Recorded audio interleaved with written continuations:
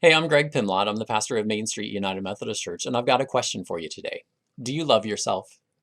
That's the question that Matthew Kelly, the author of Rediscover Jesus, asks us in the 10th chapter of his book. And he goes on to say that in his experience, the answer for many of us is no.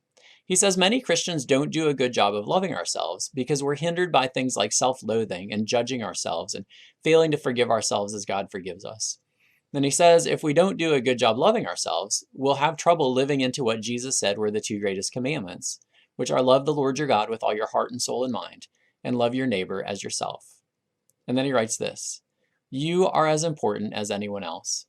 Any thought that you don't matter, that others are more important than you, that your thoughts or feelings are not valid, or that people will not like you unless you please them, are not from God.